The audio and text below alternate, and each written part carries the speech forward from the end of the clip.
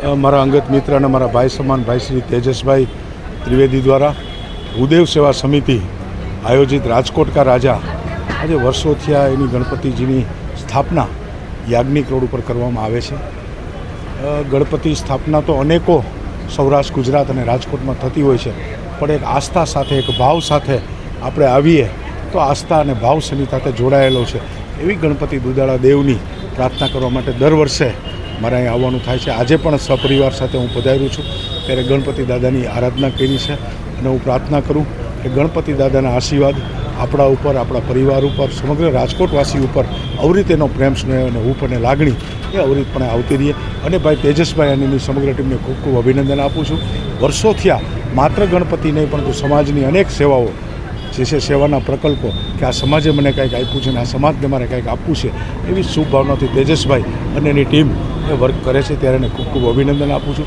મનુષ્ય માત્ર એ પોતાના માટે કામ કરતો હોય, પોતાના પરિવાર માટે કામ કરતો હોય, પોતાના રોજગાર માટે કામ કરતો હોય, પરંતુ આવું જ્યારે જાહેર સાર્વજનિક આયોજન કરવું હોય ત્યારે ખૂબ તકલીફ પડતી હોય છે, સમય આપવો પડતો હોય છે, અનેક પ્રકારના પ્રશ્નો ઉદ્ભવતા હોય છે, એમાં એને પોતાની જવાબદારી ખૂબ સુપેરે નિભાવી છે। ત્યારે તેજસભાઈ અને મારું નામ રાજુભાઈ જોશી। એના વિશે તો આ 17 વર્ષનો ઇતિહાસ છે।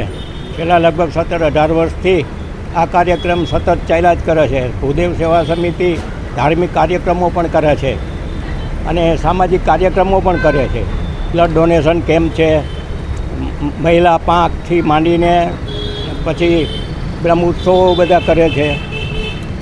અને આ એક દર વર્ષની જેમ આ વર્ષે પણ એટલું બધું બહોળી સંખ્યામાં માણસો આવી રહ્યા છે, ભક્તજનો એનો લાભ લઈ રહ્યા છે।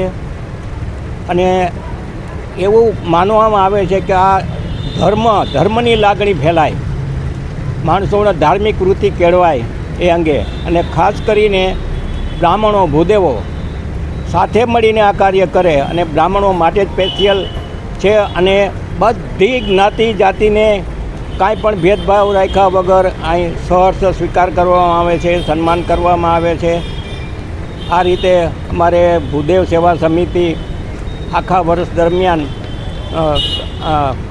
શું કહેવાય કે સ્ત્રીઓને, મહિલાઓને, ખાસ કરીને જે અમારે મોટા પ્રશ્નો છે મેરેજ બ્યુરોના, એ પણ સાથે રાખી અને એની સાથે સાથે લઈને બાળકોમાં વિકાસ થાય, એટલે એટલા ઘણા બધા સામાજિક અને ધાર્મિક કાર્યક્રમો કરે છે। એના માટે અહીંયા ખૂબ જ બધા માણસો આનો લાભ લે, ગણેશ ભગવાનના પ્રસાદીનો લાભ લે અને બધાને પધારવા પણ હું આમંત્રણ આપું છું। અને દર વર્ષની જેમ આ વર્ષે પણ અને હર વર્ષની જેમ દિવસે ને દિવસે આમાં વધારો થતો જાય છે અને ધાર્મિક લાગણી ફેલાય છે અને સંગઠનનો ભાવ છે।